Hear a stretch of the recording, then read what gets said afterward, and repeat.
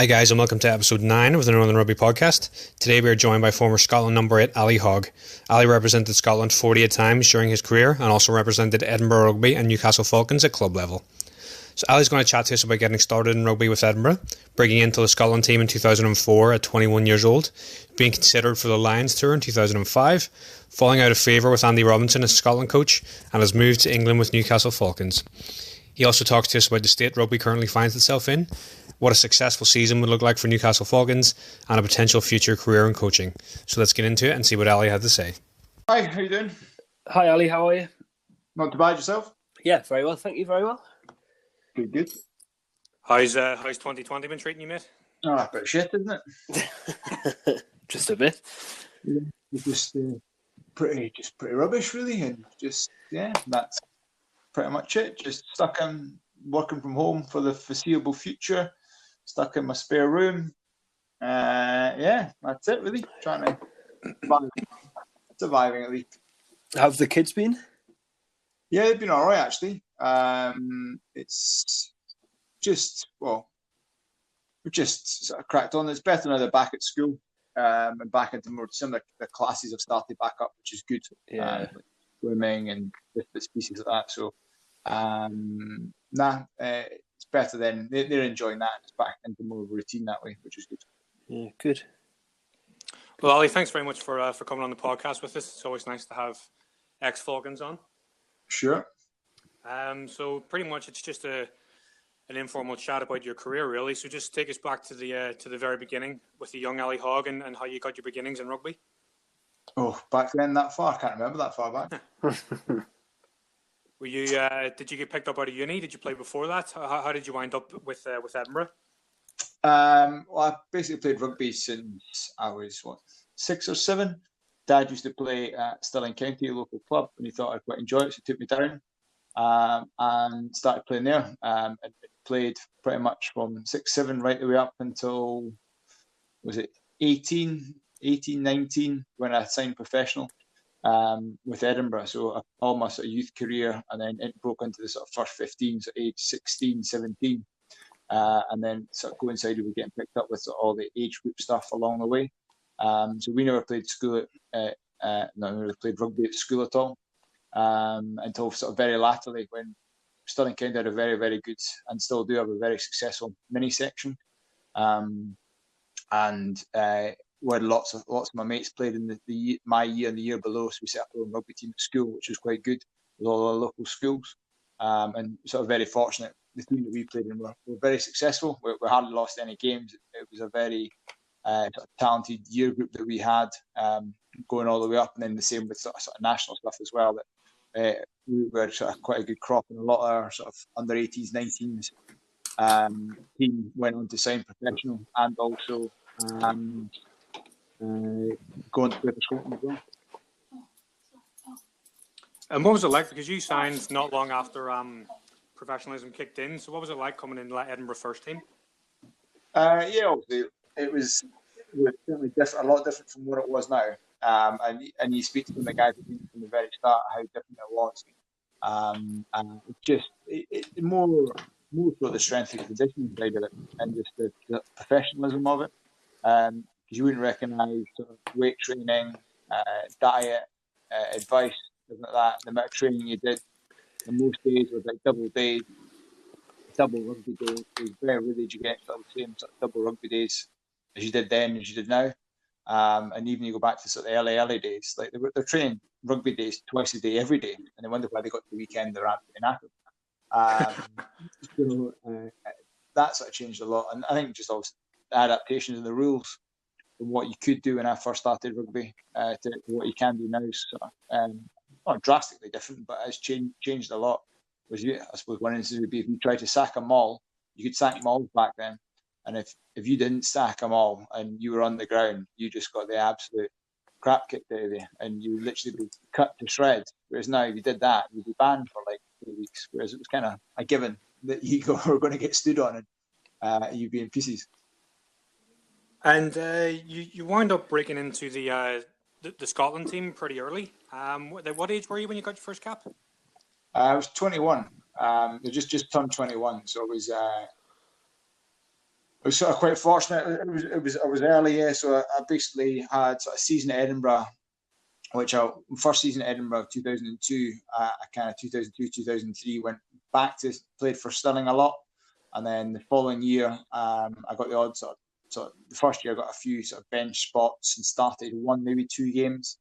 Majority of my rugby was played back at Stirling, and then the second year I started sitting on the bench a bit more and got a few more starts. And then it was sort of coincided with Matt Williams taking over the sort of Scotland job, and I had a couple of good sort of games that he'd started watching just as he was taking over, and he'd obviously had an idea in his head that he wanted to sort of get rid of a lot of, sort of older guard and bring in some new people. So my first cap 2004, there was myself, Tom Phillip, Chris Custeter, Dan Parks all got our first cap in that game. And it was it was unreal. So it was early, but then I was playing alongside a lot of sort of my Edinburgh teammates, and we were quite successful at that point. We're winning lots. Got to the quarterfinals of the European Cup that year as well. So it was a good sort of year to sort of break into it, and then playing alongside a lot of your peers as well. And it's interesting with Scotland because like a lot of people kind of forget that Scotland were the last ever Five Nations champions, and they had a great side. But since we've come into the kind of Six Nations era, Scotland have tended to struggle a little bit. What was it like being in that team that kind of lost more games than they won? The first start Matt Williams didn't last particularly long. I had the same record as him because I played every game under him. I'm pretty sure it was played 17-1-3, which was not a great stat. And then obviously Frank Haddon came in after that, after the success he had at Edinburgh, and things picked up.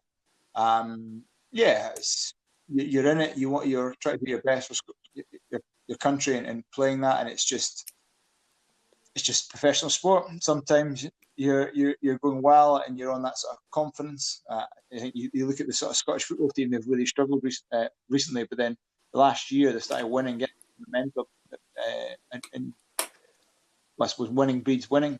It's that winning mentality, and you've got that confidence going. And then if you start bringing that back, you look at the Falcons when we got to the semi-finals. In the following year, it's almost like the flip side of that really sort of struggles, that sort of losing mentality. And that sort of confidence is massive when it comes to things like that. And that's kind of where Scotland were, to be honest, when I first joined. But you're so young then, you didn't maybe appreciate a lot of that and understand that that's probably more for the senior players to take on their shoulders a little bit more. But then when you're chucked in that kind of environment, you learn pretty quickly. Yeah, that's a fair point.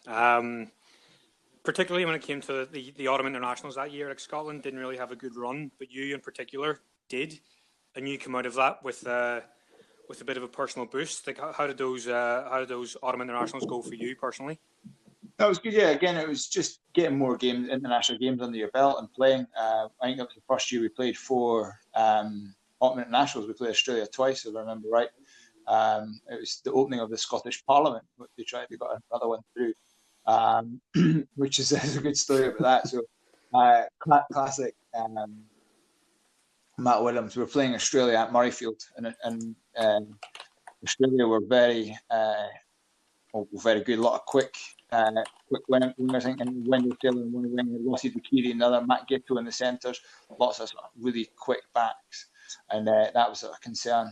So Matt Williams. So they had their team run on the Friday before it at, say 10 o'clock. And we came in to do our team run at Murrayfield at, say, 11:30, 12. And the ground staff were in repainting the lines. I'm like, what are you doing? And they basically moved the pitch in a metre either side to make the pitch narrower. But I hadn't told Australia until like that day. So the whole point was to make the pitch smaller so we could defend it. There wasn't as much space to run around. So anyway, game kicks off. I think it was a line or a scrum, I can't remember. Maybe 5-10 minutes in, and Australia do this move and cut us clean through the middle and score underneath the posts. So it was kind of like irrelevant to making the pitch smaller or not.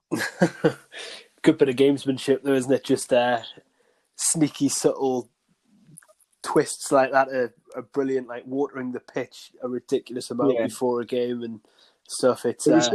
was so confusing because you still had the old touch line, which then a metre in was the new touch line, but then a couple of metres after that was the old 5 metre line, and then the new 5 metre line. So you had and then you had the new 15 metre line. So it was like you didn't know if you were in touch or in the 5 metre line or what. It was I felt like the wings that day. I didn't know if you were on the pitch or out the pitch. Things like that always backfire. I remember England did that a few seasons ago when they expanded the in-goal area because they said it was really good for Johnny May. Yeah. It wound up being really good for Jacob Stockdale instead. Yeah. So it always backfires. And Ali, moving back to Edinburgh then, like how were things going at club level in the old Pro 12 days? Club of Pro 12 days. Well, I never played in the Pro 12, so I played basically. It was the Magners League, so it was before then. Before that started, and we did well. So my last couple of seasons with Edinburgh, we were pretty successful. I think we finished fourth and then second, which was the best they'd ever done at the time. And again, we had a really sort of good sort of crop of players who were sort of performing really well. And sort of playing well for each other, and sort of high in confidence, which is massive. And we'd had a new coach come in. We'd had sort of Todd had left, Lynn Hales had come in. Things were a bit sort of rocky, and then Andy Robinson came in and turned us around, and sort of got us playing some good rugby, and ended up being pretty successful. Those sort of my last 2 years at Edinburgh. Speaking of Andy Robinson, what was he like as a coach? Because obviously you had him at club level, and then he moved to the Scotland job, and that was coming off the England job. So what was he like to be coached under? Yeah, he's certainly one of the best coaches I ever worked with. He was very intense, very technical knowledge was really good, and he got us playing really well. And I think certainly that was certainly the strength of his day-to-day coaching. I think when he then went to Scotland, then he always had too much time in his hands to sort of think about things and do bits and pieces. And that's probably was his downfall. He ended up he's definitely sort of hands-on rugby coach. And as I said, he's one of the best coaches I worked with. And certainly pushed me on a lot in my game. But then sort of when he went to Scotland, he probably misses that sort of day-to-day interaction. And that's probably he ends up trying to sort of manage people when he's actually probably a day-to-day sort of coach. So that's sort of where we are with that. And you never really got a look in for his Scotland side. Did he ever explain to you why? Basically, wasn't fast enough. Yeah, so I played every game with him. The year we finished second, and I'd been his captain, and then he never picked me again. I wasn't fast enough. He preferred sort of Richie Vernon. Sort of Johnny Beattie as well. He said they were faster than me, which you can't deny they were faster than me. But then it's not necessarily about being quick; it's about being smart and what you can bring to the team, other aspects. And that's kind of what I was trying to put my bit across. But he wasn't having any of it, and that's it. So it's the nature of professional sport. If a coach likes you, brilliant. I suppose like Matt Williams, I got my chance. But then if a coach doesn't like you, or he doesn't think you fit into the way he wants to play, then there's not really much you can do to sort of change his opinion, really. Because to be fair, I felt I was playing pretty well at the time. And then, unfortunately, I got injured just sort of halfway through his first year. And then after that, I came down to Newcastle, actually. And then I thought I was playing quite well at Newcastle. Ended up getting a couple of A caps and did well. I got man of the match in both of them. But then just didn't even get a squad after that. So you're not anywhere near it, and when you're not even making 50-man squads, so it was a bit like frustrating to be honest. But that's professional sport. So I see a bit about the 2005 Lions tour. Was that something that was in your mind? Do you think that you could potentially have gone there and made a difference there, or was there any sort of communication from the coaches around that? Yeah, like obviously I was in the I got like the initial paperwork said you're interested, we're keen to get you involved, but then just didn't do it. And then funnily enough, it was Andy Robinson that was the coach, and then he he did say latterly, he said, we probably should have brought you on that tour, but there's not really much you can do about that. It's all hindsight, and whether he actually meant that or not, you'll never know. But, that would have been brilliant, but you just don't know. It was nice to obviously get the recognition, and you got the paperwork through the door. It was quite exciting, but at that time Scotland weren't doing particularly well. Yeah. So you can't sort of grumble too much, because I think there was only 1-2 Scottish guys went on the tour, and that was it. So when the national team's not playing well, then you can't. Really, it's difficult, isn't it? Yeah. So you played at the World Cup a couple of years later, though. Scored a hat trick in a game there. What was that like? What was France like that year, and your experiences at the World Cup? Because it's sort of such a high pressure cauldron, isn't it? Did you sort of thrive under that, or was it difficult with the expectation? No, it was really good. Like, it was phenomenal. The most disappointing thing was you had to come back to Scotland for 2 games. Because France were obviously did a deal for us to go back and play in one of the games at Millennium Stadium as well. And it was like the way that France set up, and the way the whole country gets behind it, and the organisation, and the sort of priority they give to sport in France is phenomenal. Yeah, definitely. And it was the way that you were sort of looked after, and the way the sort of local stay in St Etienne sort of got behind you was brilliant. And it was just a bit strange going back to Scotland to play in the World Cup that was in France. Yeah. But certainly the whole sort of setup and that and the experience of it was phenomenal. And like thoroughly enjoyed it. Obviously getting to quarter-finals, just sort of fell short against Argentina. But one of the sort of most high pressure games was that Italy game. So it was either us or them going through, second behind New Zealand. And it was a wet, drizzly Scottish night in St Etienne. And thankfully Chris Patterson kicked the goals. But it was one of those, if you had to look back at the game and watch it, it was probably awful. But it was one of those sort of real nervy, all on the line games. But the whole sort of experience being involved in that, being away for sort of a month or so in camp, and just that's your sole focus was really good. Yeah. So how did the move to the Falcons come about then? Because you were playing a lot at Edinburgh the year that you left. Was it just you're up for the new challenge, or what was the sort of reason behind it? Yeah, exactly that. So I got offered a contract at Edinburgh as well, and then Alan Tate at the time came in and said, "Do you fancy coming down here?"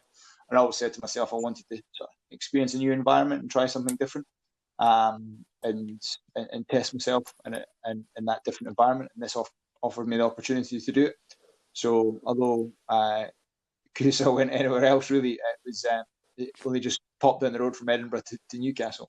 But yeah, and that's kind of sort of how it came about, because Alan Tate had just taken over as head coach as well, and looking to sort of strengthen the side. So approached me, and I thought, yeah, I think it sort of fits what I want to do. It was a sort of right time. I felt career-wise, I'd been 8 years at Edinburgh, and sort of ready for that next challenge. And what was it like? Because those first 2 seasons were very, very difficult. Obviously, the first season, the Falcons just survived relegation on points difference, and then the second season they go down. So what was it like being part of that team where you're kind of up against it all the time? Yeah, it was tough, and there's no sort of 2 ways about it. And it's hard getting sort of physically beat up and then mentally beat up with sort of the losses as well. But you learn a lot about yourself, teammates, who's good round about you, and it takes a little while to sort of bed the team in. You look sort of, I was 27, 28. You had guys like sort of Mark Wilson coming through, Will Welsh, Joel Hodgson, Mickey Young was there, Alex Tate. You know, sort of real good sort of core young players. Plus, who else was sort of Jimmy Gopworth there at the time as well. So, sort of more younger players, and you look at sort of how successful those guys have gone on to be now. Is a lot of that sort of lessons learned, and they probably didn't have enough experience or sort of breadth of experience when sort of first joined, and that sort of grew. Yes, we went down. Dean came in, and sort of started bringing that bit in and a bit more of a sort of nous of how to win games and bringing that kind of knowledge with it and other sort of coaches as well. And sort of bringing that belief back a little bit, which I suppose towards the end of the sort of second season we relegate Gary Gold did. We almost, I suppose, credit to all the guys on the coach staff, we almost got it back. And if we beat Wasps by so many points in that last game, then we would have went up and Wasps would have went down. It was a horrible game because we win that 21-7 or something? Did we win that game? Yeah, we won it. Yeah, but we need to win it by, was it like 30 points or something like that. And the fact that we even won the game and got ourselves into that position was quite remarkable for how far away we were with, say 8-9 games before the season. I mean, he was brilliant, Gold, coming in, and you know, we've had a couple on the podcast already just talk about his knowledge and just what a great coach he was. Is he up there with some of the best coaches that you've come across? Because he's certainly got a great reputation. Short period of time I worked with him. He was good. He was the sort of coach you wanted to play for. He was very passionate, and he wanted to work. He worked hard, but then he rewarded you as well. And that's what you want. You want to go out and you want to play for the people around inside you, but you also want to play for your coach as well, or the team. So that's if you get that element right, then that makes all the difference. Definitely. And then that relegation season, was it a bit of just, you know, refreshing, regrouping? You know, we had a young set of lads coming through and blitz the championship that year. What, you know, was that just like getting the confidence back for the lads and, you know, fresh start with Dean Richards? Will Welsh was appointed captain and even brought in some big names that year as well. Yeah, it was, and I suppose it was ideal timing for Dean to take over. He come back from his sabbatical at that point, and he kind of just wanted to instill that winning mentality into us and bring that sort of, I suppose, a bit old school back. I don't think I've drunk so much ever in my life in that year. Every weekend you're on the chop after a game, which was great for the team, bringing us all together and sort of enjoying that and enjoying each other's company and building those relationships that then stand you in good stead going forward. So he certainly helped that, and that again brings back that winning mentality and that confidence to then when you do jump up to try and compete again. Yeah, it becomes a habit, doesn't it? Winning, I mean, losing as well is the same. You get locked into that habit, exactly. And it's that mindset of coming into the last 10 minutes, and if you're 5 points down, but you've got that winning mentality that you know that you're good enough to win, and vice versa as well. So certainly that year, I mean, I think we'd won all but 2 that year, that promotion year. So it was good to get that feel-good factor, and then moving forward into back into the Premiership.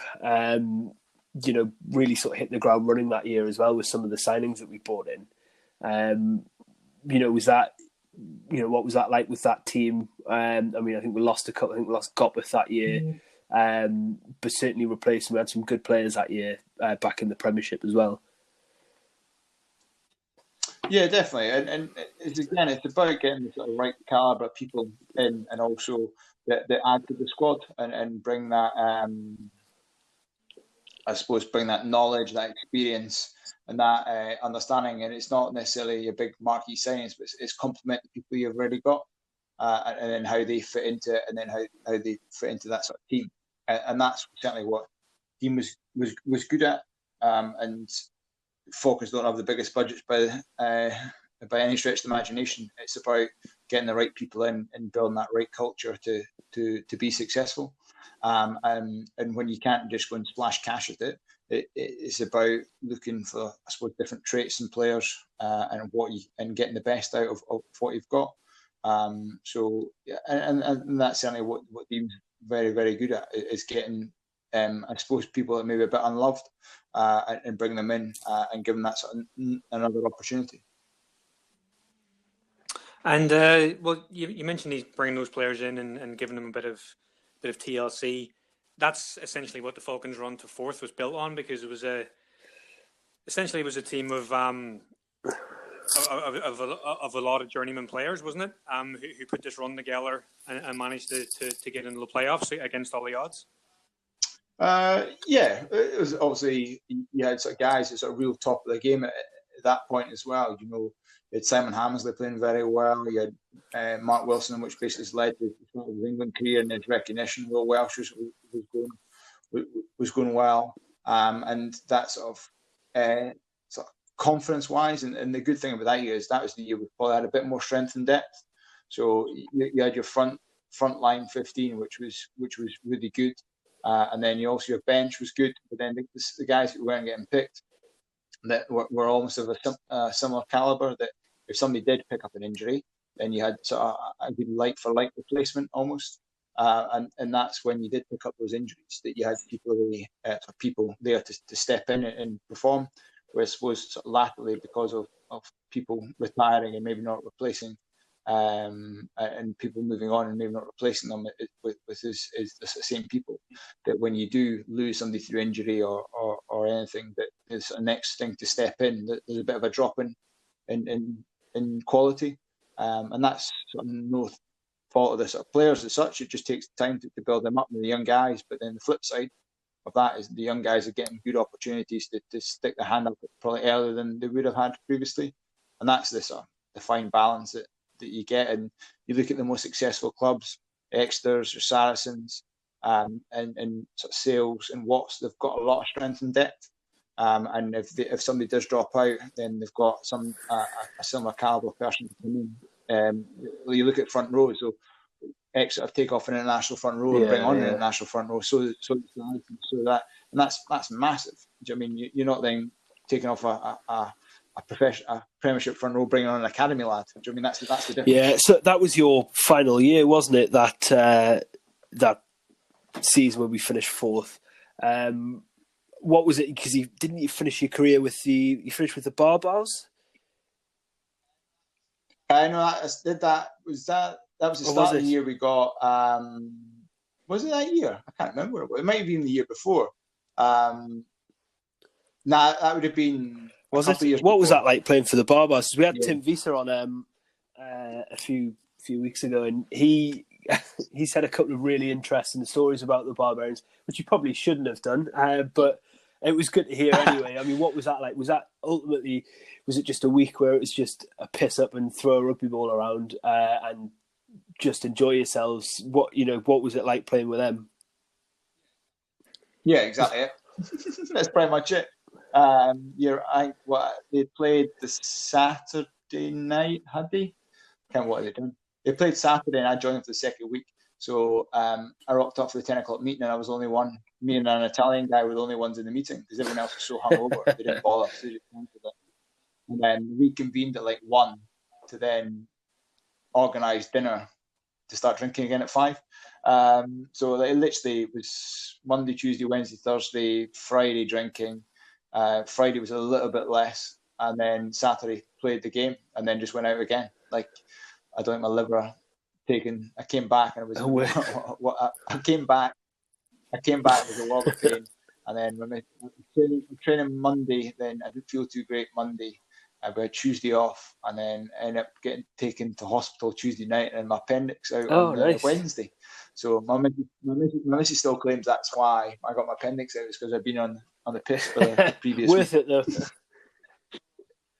It was great. It was a great experience. It was one of those things that I always wanted to be involved in and to experience, and it was brilliant. Maybe playing with some really high caliber players.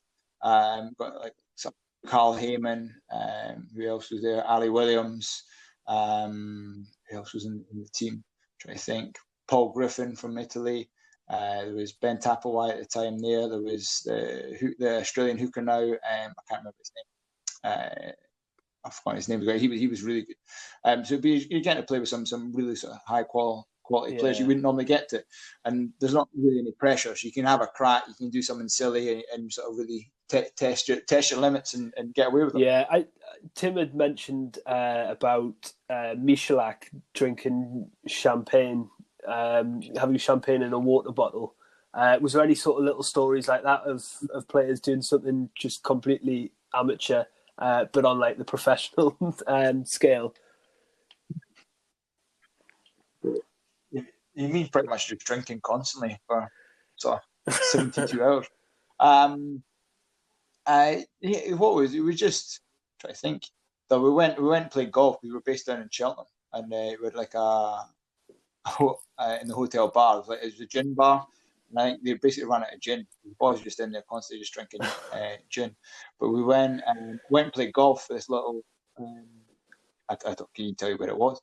Up some hill. We played some golf. It was about 10, 12 of us playing. Came back and we all got told it was like 30 quid for the round. So we all put 30 quid in. But they basically gifted us the round. So all we did was we put it behind the bar, and it was like a public thing. You couldn't drink £30 in there. And it was that cheap. And it was old school lock-in. We weren't allowed to leave until we finished all the drink. And then went back to like a proper team function. And it was like it was all over the place. Which was quite amusing. So we ended up sort of sitting this formal dinner in our tracksuits, which was pretty good. Ali, I just wanted to go back briefly to the 17-8 season. Your last season, and the Falcons finished fourth. You were one of like the kind of key players in that run-in. I remember you scoring some very important tries against the likes of Gloucester and Leicester. Yeah. Was there at any point did you think I can? I don't want to retire. I can still carry on. Yeah, you always kind of think that, and I probably felt myself I could play another year, and be involved in some capacity. But Dean thought otherwise, and I kind of knew it was coming at some point, and I got a heads up that year that I wasn't getting kept on pretty much just before Christmas. So you knew that was sort of coming, so you could kind of focus all your energy on that. I did look around a little bit, but to be honest, it was more a family decision, and where I wanted to go and where we wanted to be. And the idea was we wanted to stay in Newcastle. Kids were at school now, and didn't really want to be chasing them around all over the place. So it was to be honest, it was sort of good timing. It was a good fit. And then it's not until you maybe sort of come to terms with it, you actually think, now's a good time. Get out when you can still touch your toes just, and you feel all right, and just sort of moved on to the next. So I know that you coached at Ponteland, a very successful year coach at Ponteland. Very, very successful. Had a poor 9, but apart from that. So I take it that 9's not going to be in your ultimate 15. No, probably not. No, I can change it if you want me. I'll go on the bench if you want. I was used to that. Yeah, so I mean, you did a bit of coaching with Mike Blair, which was brilliant. Like, we certainly learned a lot from you both. Is that something that you were looking at maybe doing, going into sort of coaching full time, or was it just to sort of keep involved in the game, do your community service with us idiots? Community service, yeah. Basically, I would love to be a professional coach. You guys put me off it. Well, we always say that we started Mike Blair's coaching career, and he's now at Glasgow, and he wouldn't have been there without us. Yeah, it's very true. I just lost it mentally with you, and I just have to give up rugby altogether. I'm not surprised. No. I would love to be a professional coach, and that would have been sort of dream job. But for sort of family reasons, we just decided to sort of stay away from that, just with the uncertainty of it and the moving people around and constantly jumping forward. So if after Ponteland went on to coach at Bladen and things didn't work out there, and it sort of made me realise that it can be sort of fickle, a bit like your playing career. If somebody doesn't like you, then that's you done. Then you have to move all your family. So we decided to sort of step away from that a little bit, and just I would love to get back involved in coaching at some point. The good thing about not being involved is you get weekends back, and you get to sort of do stuff with the family, which is nice. So that's the sort of the flip side of it. But it's just one of the things. Hopefully, I'll get back into it at some point, and get involved. I certainly would like to do that. I think I've got something to give in that front. And I really enjoy it as well. That's the other side. It's just, but at the moment with young kids, a new job. It just felt it's probably easier just sort of Yeah. stepping back. And what's that transition like, going from the professional sport environment to the job you're in now? Was it a big change, or is it something that you're quite happy with? You're not sore on a morning, and as you say, you get your weekends back and that family time, which is so key. It's completely different. Like you can't compare the two. You can't call a spade in an office environment. But no, it's very different. There's pros and cons to everything. I mean, you miss the camaraderie of the boys and the crack a bit more, and even more so now. You're just stuck in your spare room, and that's certainly. We was looking forward to getting back into the office, just because you're around sort of colleagues and friends, and you can bounce ideas off people. And you've got to remember, when you're in a rugby environment as well, you've got pretty much 40, 50 like-minded people that are there for the same common good, and are normally very sort of similar people. And whereas you go into sort of the real world, it is very different. And it takes a little bit of getting adjusted to it, but it's one of the things you've got to get on with it. There's nothing, you can't sort of dwell too much on it and think about it. Just might well just get on, dive head first in and learn. It's a massive learning curve starting any new job career. And get Hall Charlton. He said when he sort of made the transition as well. He said, you've played rugby since you're 6, 7 years old. You've grown all the way up. You've got to professional rugby. You've got 20 years experience, or maybe 10, 15 years experience, plus all the experience you learn to get to sort of the top of your game. I've only been in sort of banking for a couple of years, so you're still learning, constantly picking things up. And it is a steep learning curve, but that's one thing I think rugby teaches you, is that sort of learning to adapt and overcome. And sort of a lot of your past experiences that rugby teaches you with dealing with people and managing people and trying to get the best out of people and working together towards a goal stands you in good stead. It's not until you sort of step away from that and go into the real world that you realise how much that rugby teaches you. So what, I mean, in your career, what the ultimate highlights that you've got? Was it that sort of Scotland debut, the Barbarians, or is there no real sort of thing that you can put your finger on? Obviously, you go back to your first cap, Millennium Stadium, 2004, like in front of 80,000 people. It was just phenomenal. And you can never sort of, if it wasn't in Murray, if it had to be anywhere else other than Murrayfield, it would be Millennium Stadium, which is brilliant. And absolutely loved that. Whereas other highlights, also winning the Calcutta Cup a couple of times, going to the World Cup in 2007. Sort of club-wise would be, Edinburgh sort of finished second in the league, which was brilliant. From where we've been for the 3 seasons previous, and the same with the Falcons as well. It was a long journey to get from where we were to where we got to just before we retired, and it was nice to sort of finish off on a high and get. Well, we didn't win anything. It was nice to sort of get up there, and that sort of achievement for where Falcons were at the time was very good. And just we've talked about that season after, where the Falcons unfortunately get relegated, and one of the reasons that people kind of put that on is the loss of not just you, but the likes of Bobby Vickers, Scott Lawson, Nilly Latu. Is it, it might have happened to you in your career. Is it difficult to lose a lot of experience at the same time? And that's the hardest thing, isn't it?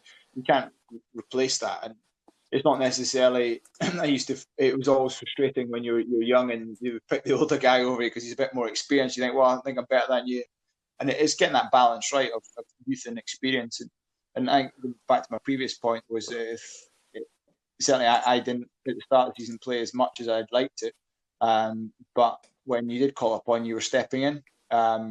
So if Wills got injured or Welsh got injured or Nelly, then you sort of stepping in to be involved.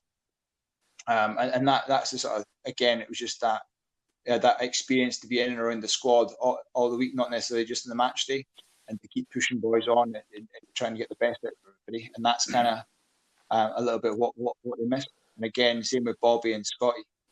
It's just that sort of, again, quality of front row. They maybe weren't starting every week, but they were in the squad. They were around there, and if one of the sort of other front line stepped out, then there was a like for like replacement, and that was the kind of, sort of strength and depth that we had that year.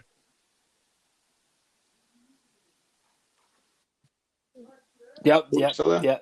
I think Darren are you there?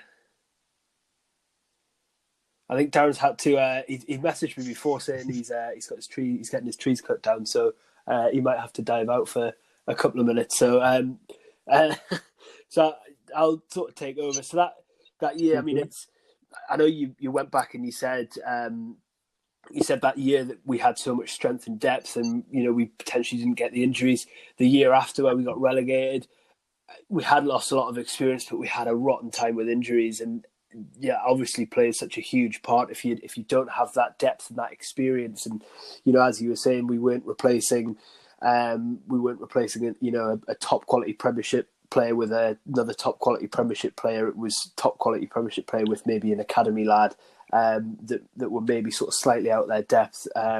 So that's just sort of part and parcel of it. But certainly that year that we got to the semi-final again, I think we were probably quite lucky with injuries that year. I don't think we had too many off the top of my head. Certainly in comparison to the year after as well. So it's just one of those things in sport, isn't it? If you pick up a couple of injuries, it can sort of snowball.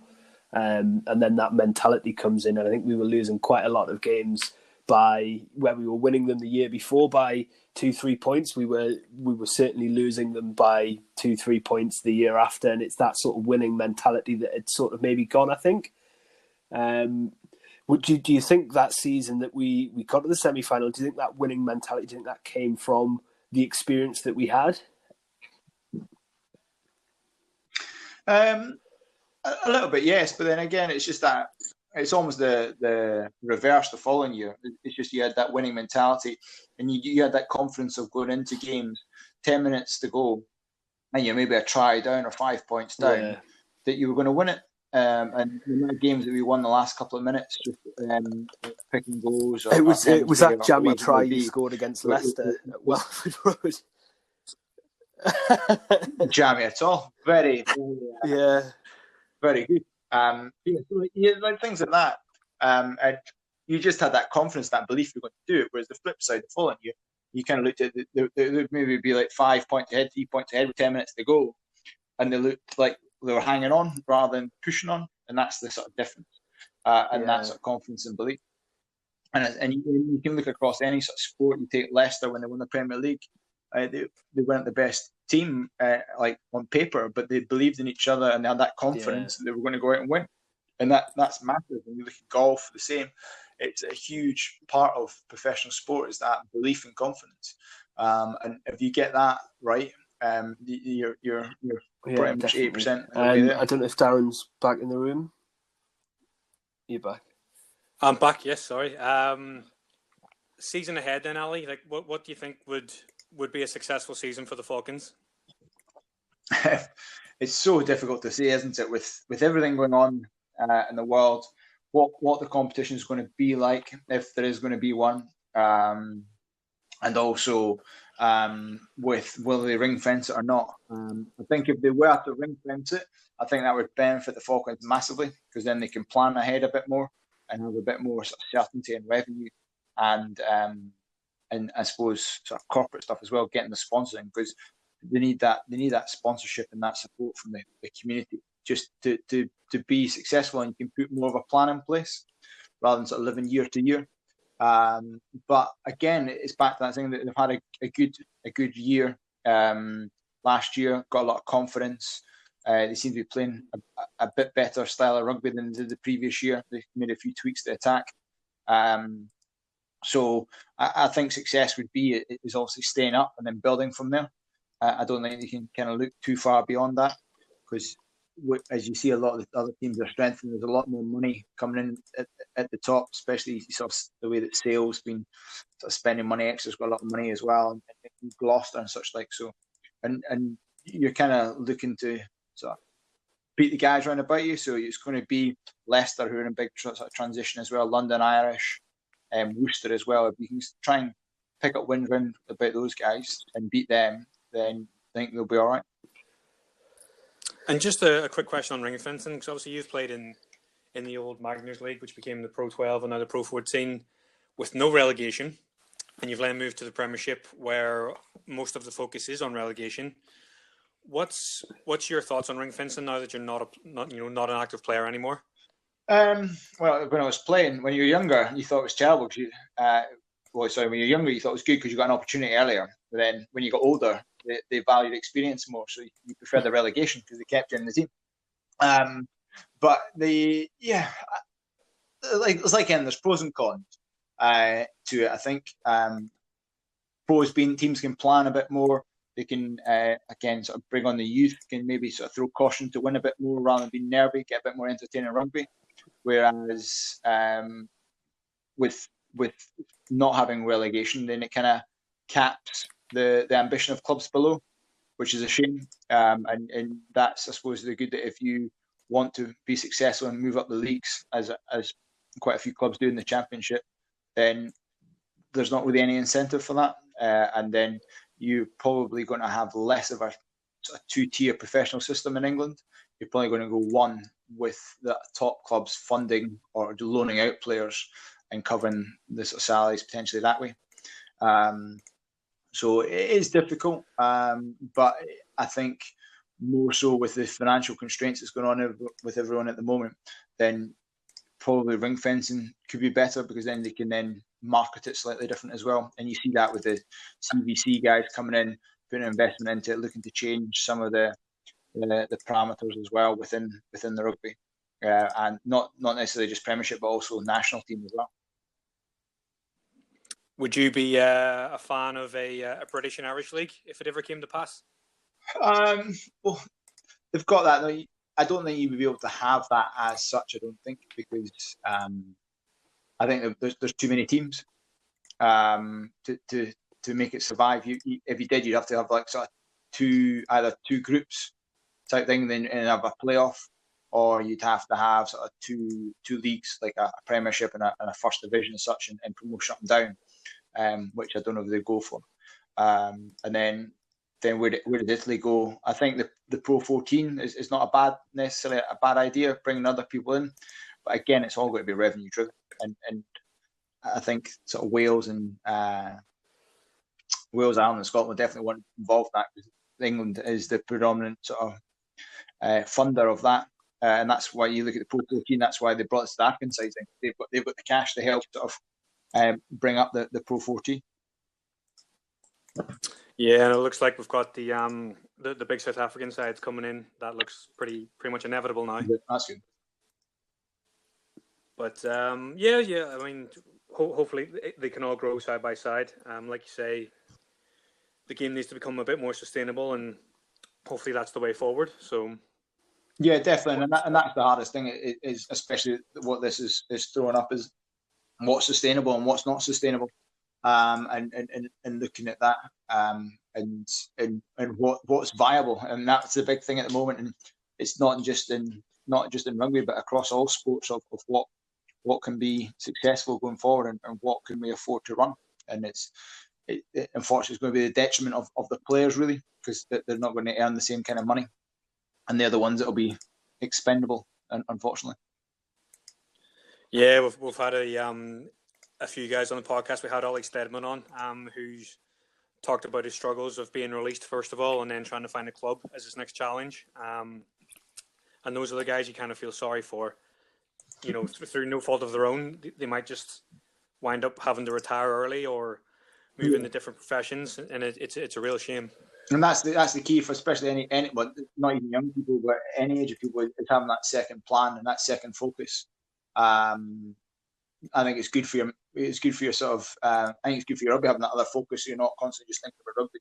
But then, if things do happen, you've got another string to your bow that you can go and find employment elsewhere. Absolutely.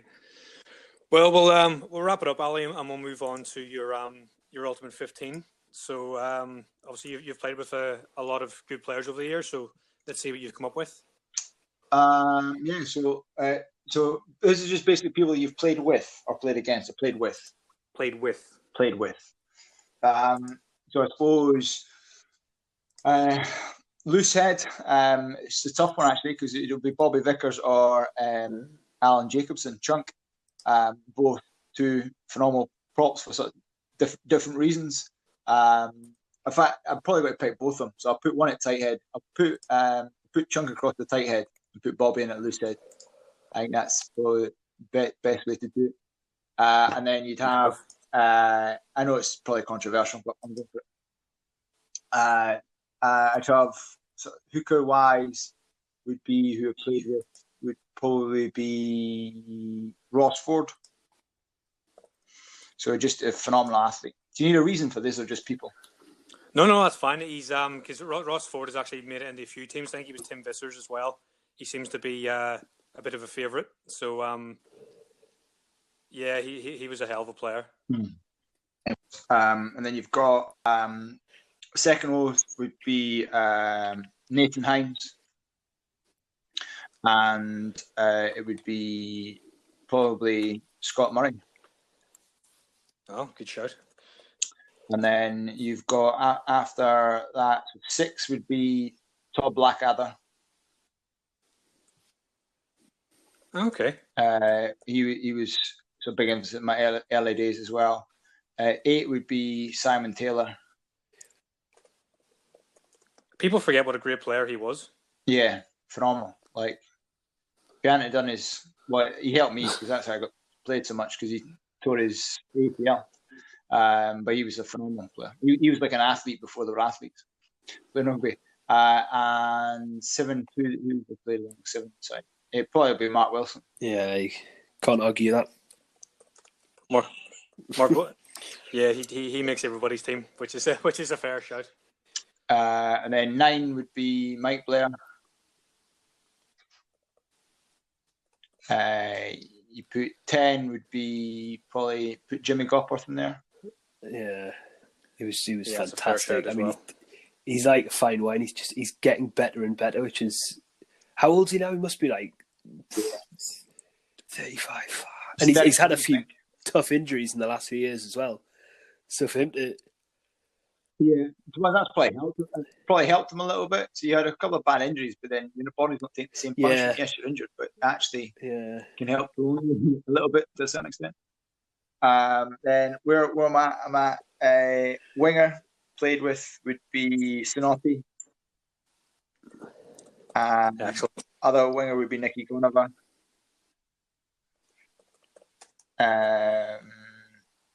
I think they're both pretty self-explanatory. Yeah, fullback would probably be Chris Patterson.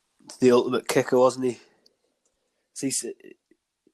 Yeah. Has he still got like the highest kicking percentage ever? Because the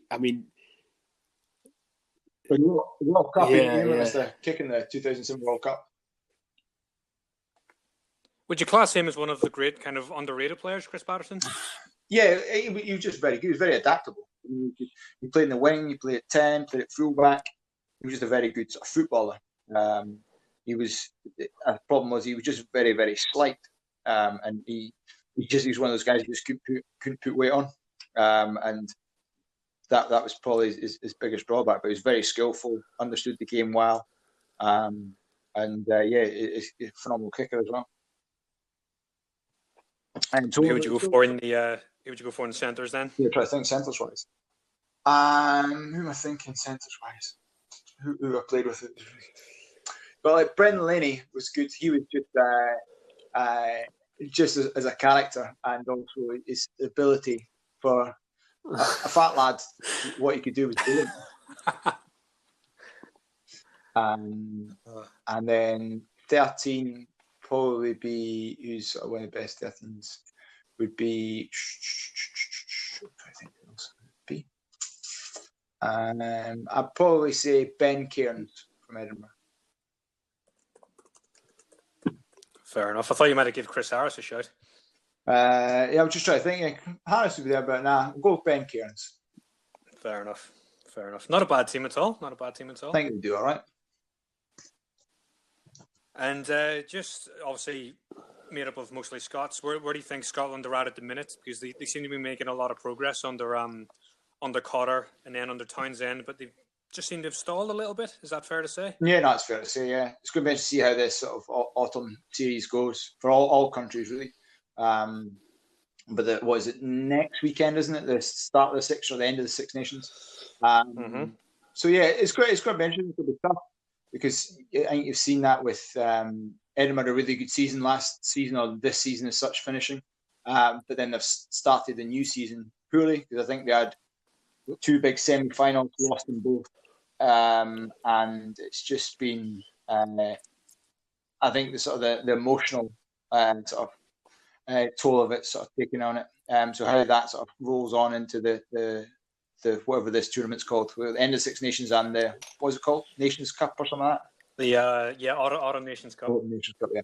So how that sort of rolls on there will be big for them ahead of hopefully the Six Nations in sort of February, March.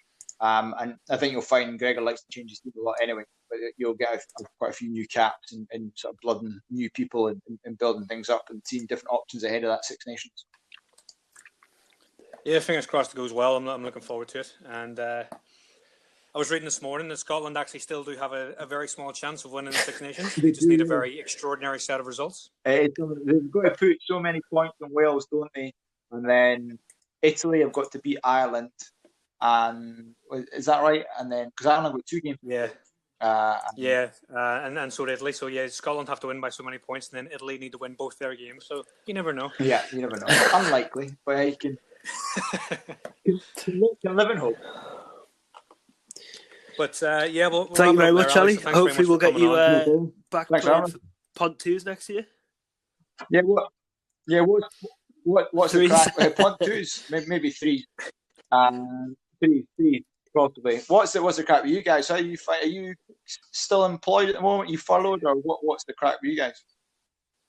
Furloughed and waiting to hear basically at the minute. Okay. So obviously the new season is drawn closer by the day. Yeah. So hopefully we hear some news soon. Have you had any communication on that? What it's going to be, or? Not really, but I think in fairness to the club, the information around this whole thing changes day to day. Yeah. So it must be incredibly frustrating to try and deal with, as any sports club. Because they've now got this job support scheme, haven't they? So the case you'll get switched onto that a little bit until basically you can get crowds coming back. Fingers crossed. Well, as I say, we're just waiting to hear, but fingers crossed.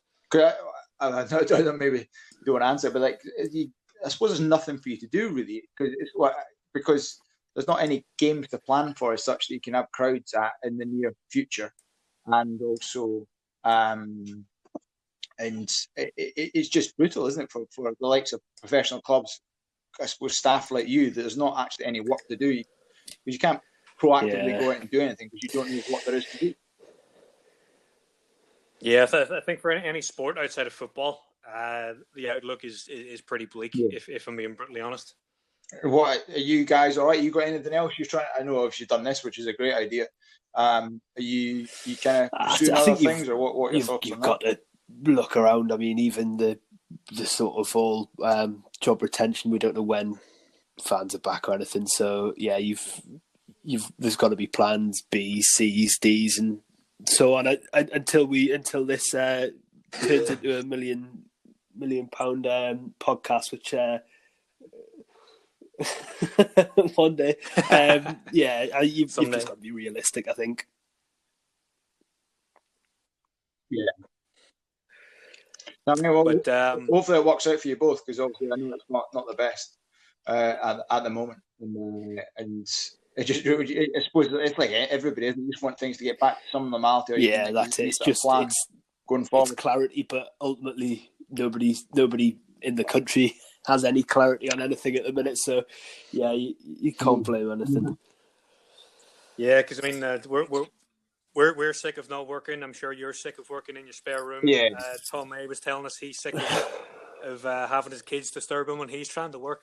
It's just we'll get there. It's just pretty brutal. Won't die completely. We'll get there. Yeah. No, you'll get there. Maybe a little hibernation. Hopefully, yeah. Brilliant. Well, thank you very much, Ally. And hopefully we'll see you soon. Not a problem. All right. Look after yourself. Cool, yeah. Take care, both of you. Look after yourself, big man. Speak soon. Bye. That wraps up episode 9 with Ally Hogg. Thanks again for listening and checking out the Northern Rugby podcast. You can catch all of our previous episodes either on Spotify, Apple Podcasts, YouTube, or the Anchor Podcast website. Make sure to follow us on Twitter as well to keep up to date with all our latest episodes, and we'll see you guys next time for episode 10.